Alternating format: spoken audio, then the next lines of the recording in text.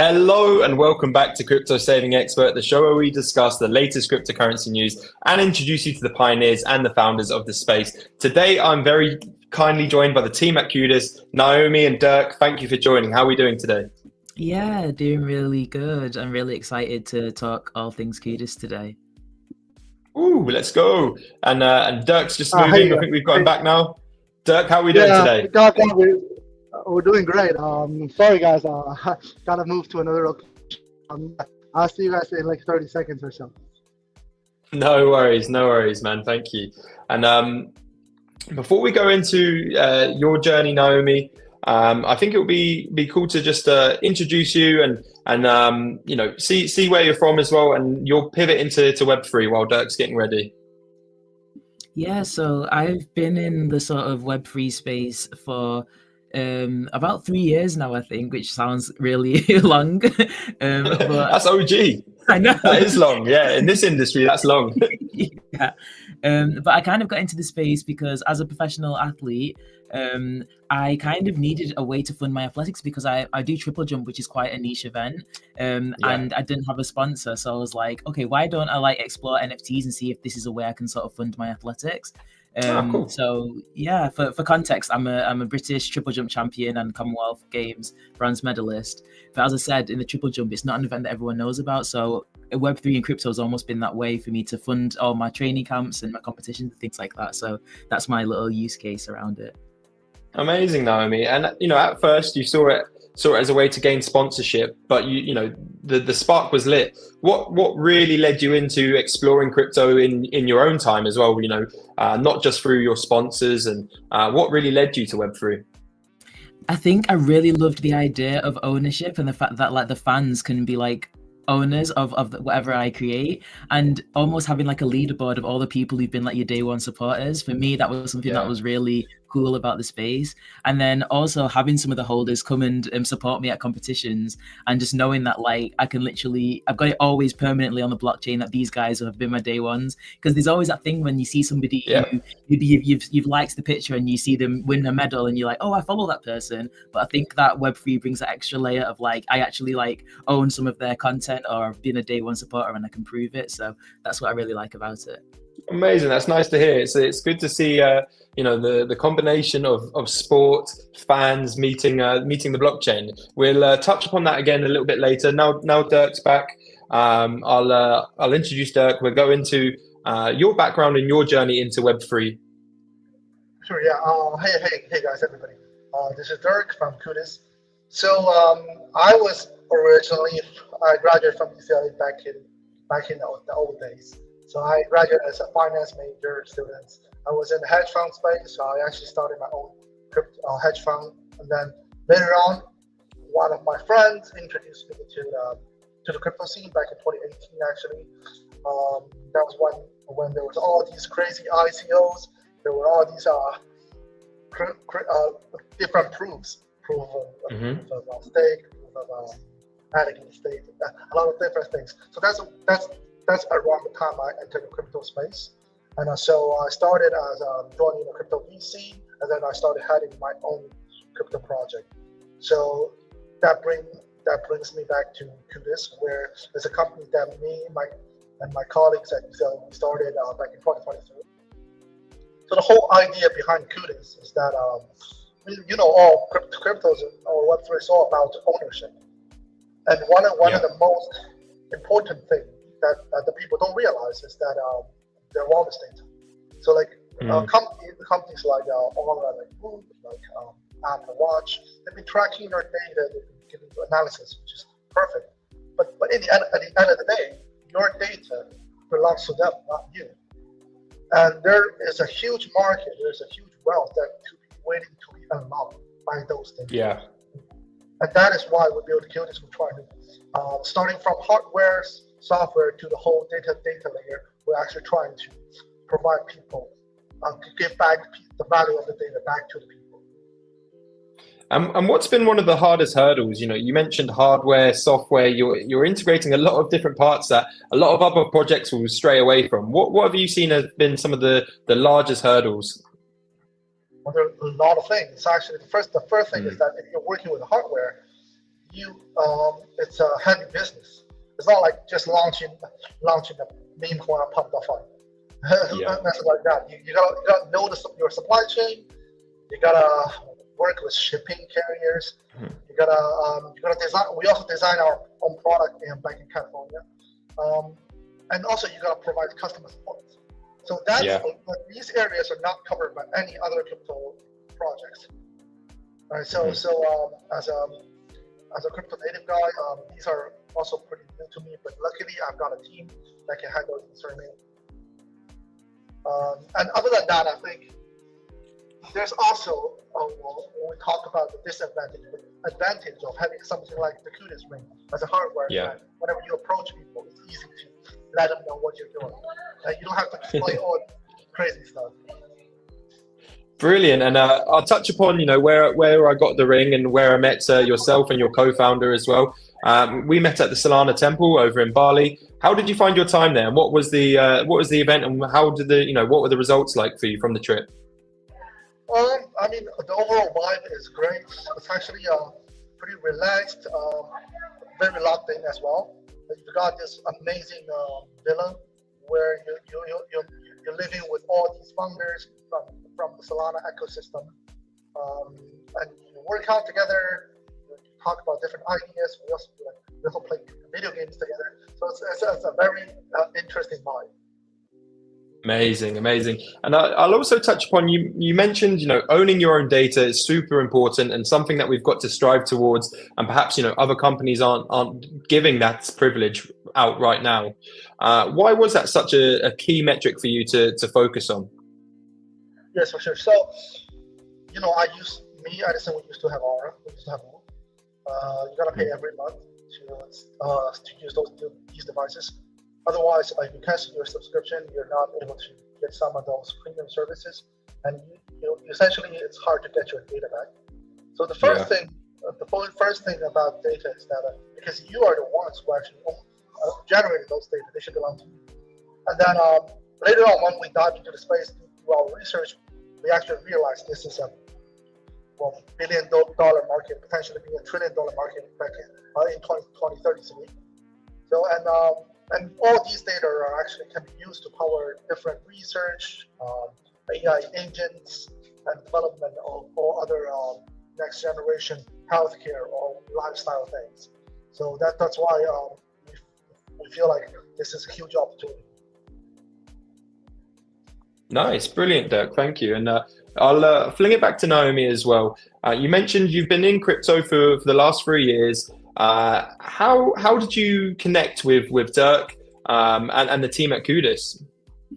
Yeah, so as an athlete in Web3, I don't really see too much, especially in the sort of Ethereum world. There's not really much going on, but with Solana, there's lots.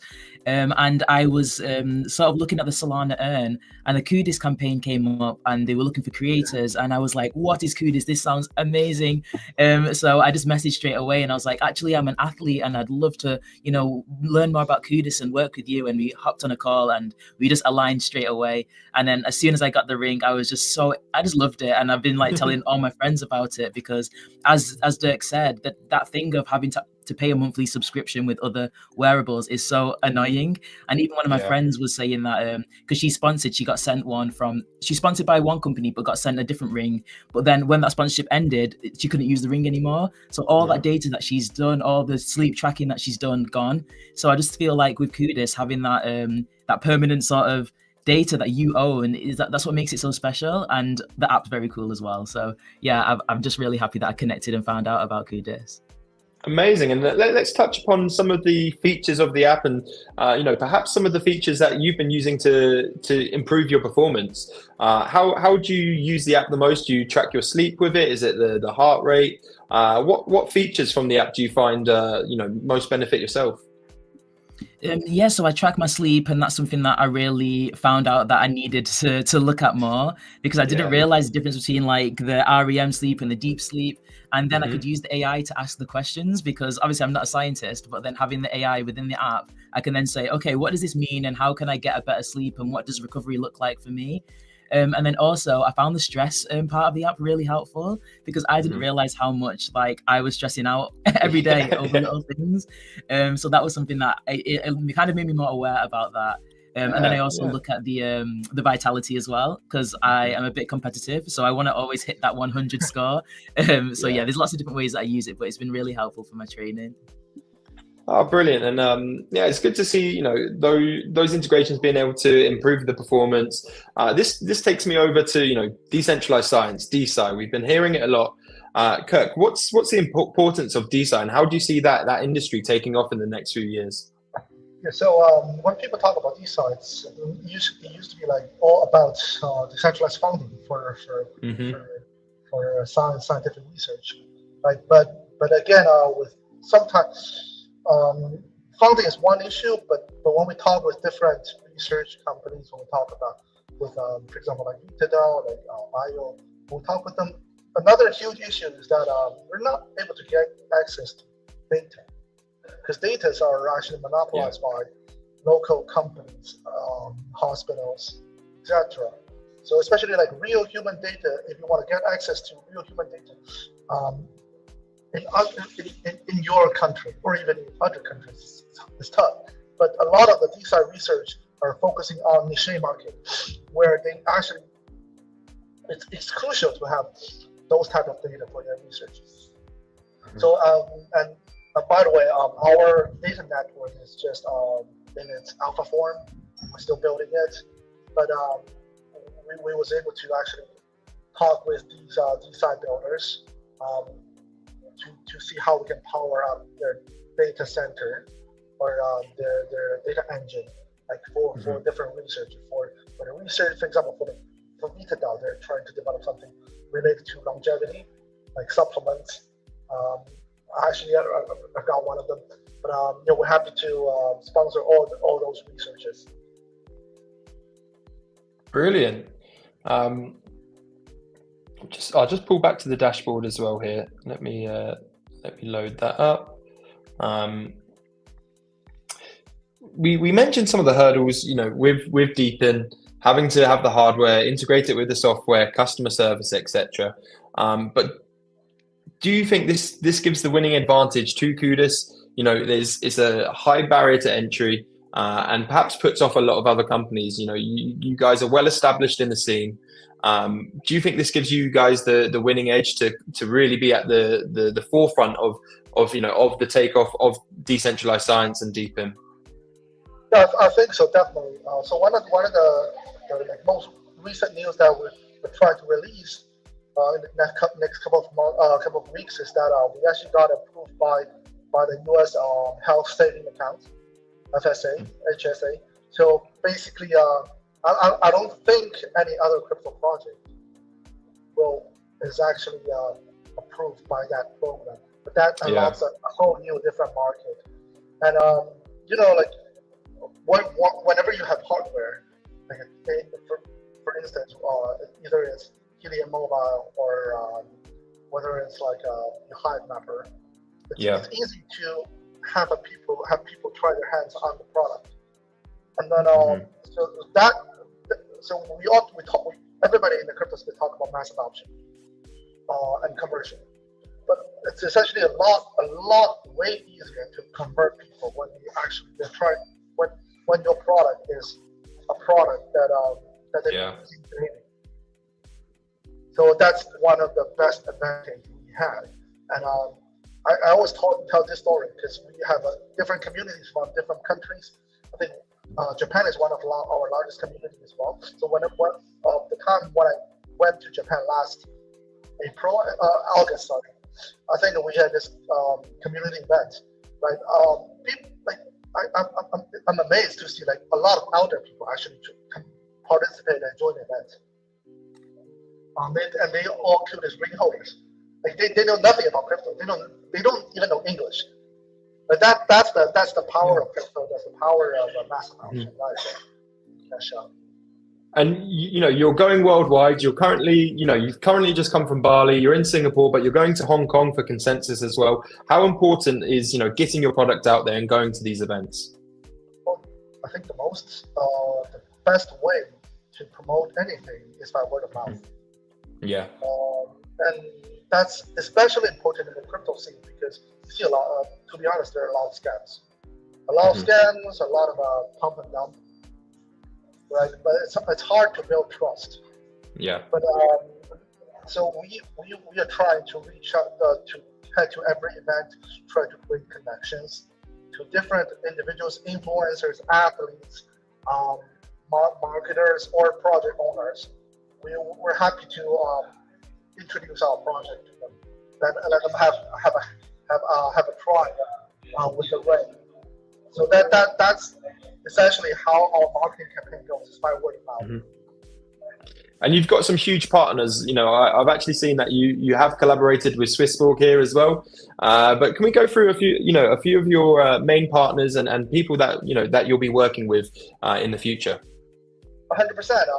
We have both industry partners as well as like mainstream partners. So for the industry partners, there are some huge names. For example, Bonk, Magic Eden, Rolex, now, as we were saying, and then also because we also won one of the Solana hackathon in a Deepkin. Because last year Renaissance hackathon, so we were actually supported by the Solana team as well.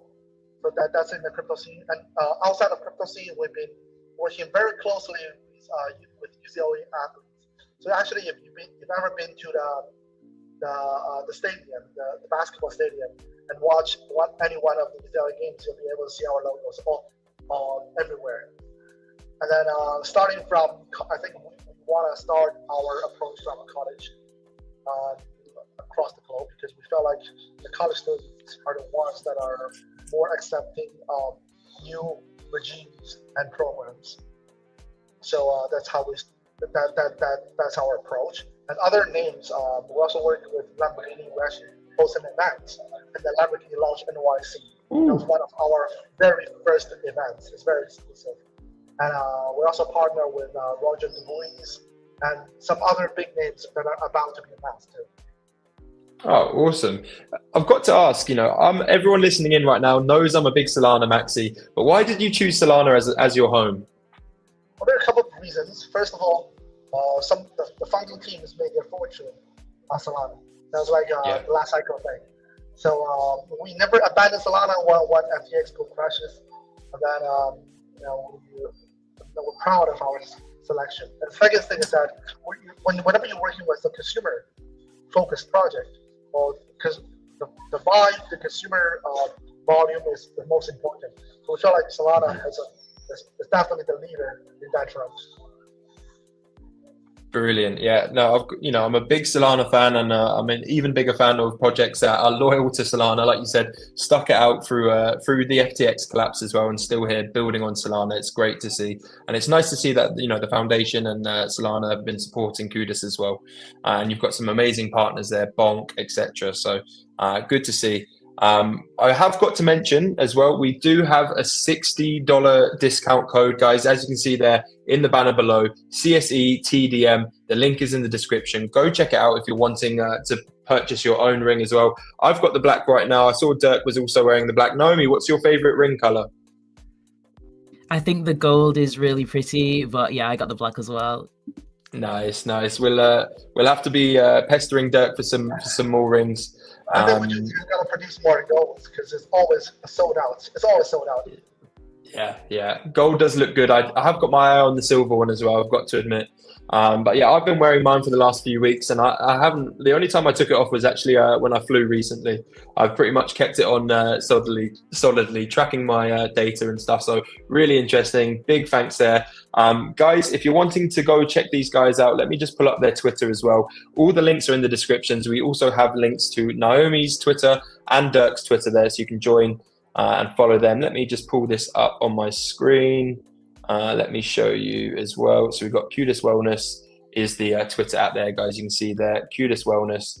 Amazing amount of followers there as well. The first and leading AI crypto consumer wearable enabling data ownership on chain, built on Solana, empowered DeSci and AI agents. And I've actually said this in the Discord, guys. I do see DeSci is really going to take off this cycle, or even into next. I think DeSci is going to be on a lot of people's lips. You know, people haven't really heard the term DeSci when I was talking about it in my community, and even to some of my colleagues. They were going, oh yeah, you know, like Dirk mentioned, I thought that was just about funding, all that work.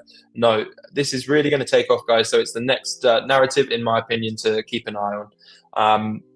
Naomi, when can we next see you competing? I'm going to compete in the outdoor season, and the biggest competition of that will be the World Championships. That's in Tokyo. Wow.